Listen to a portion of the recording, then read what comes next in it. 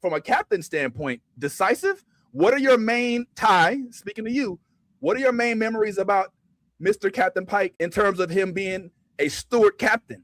Like, what moments do you recall that you can cite that would lead to us being a little bit more open to him being higher up on the list?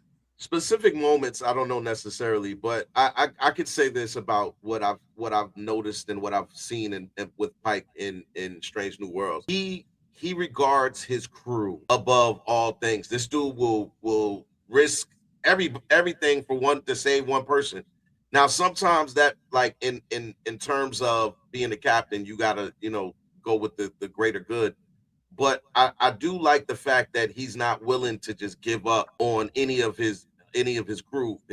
Like that part for me. Plus there's other things that when I'm weighing in on captains, I'm looking just from the original Star Trek, right? So let's go with James T. Kirk, right? James T. Kirk was intended to be a suave, kind of in the same regard, like a captain that just made decisions on the whim. He didn't think a lot of things through. But that's why you have a good crew, right? That's the whole purpose of the Star Trek family, is not just the captain is there as the figurehead, but most of the time you have your number one or your number two in the background kind of leading you. And I think that's with all captains. And if I'm being honest, and I think that Pike is not exclusive from that crew. But the cooking, the being suave, being just kind of relentless and just willing to just go out and do whatever.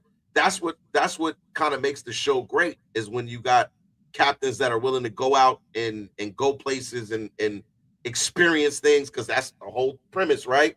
Like, let's go where no man has gone before. Let's go, you know what I mean? So with Pike, I the more and more I watched him in Strange New Worlds, I started to see that.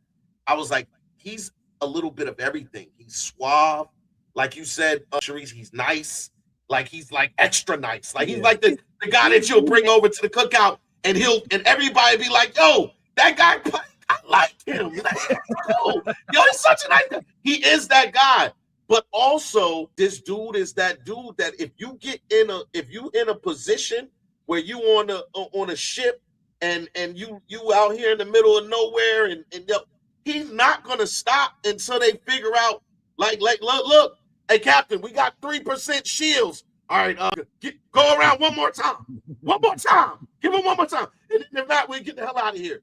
But that's like all of those different qualities I would want my captain to have if I'm on that ship.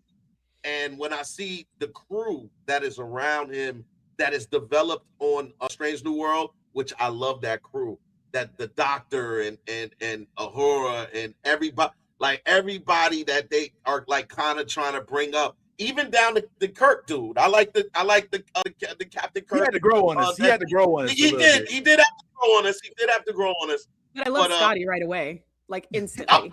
Instantly, yeah, right? Me too. Yeah. I was like, I love this kid. More Scotty. Yeah. They were like, okay. Yeah, so they definitely, but yeah, that's what kind of goes into my critique that's why Picard will always be my favorite. But so here's the question. I think here's an easier question to ask that. Here's an easier way to ask the question, who's the best captain, is what ship would you want to serve on? Where would you, so you're not the captain, but you are on the ship. You are serving on the ship. Maybe you're a bridge crew, maybe you're a civilian, whatever. Whose ship do you want to be on? That is a way to ask the question.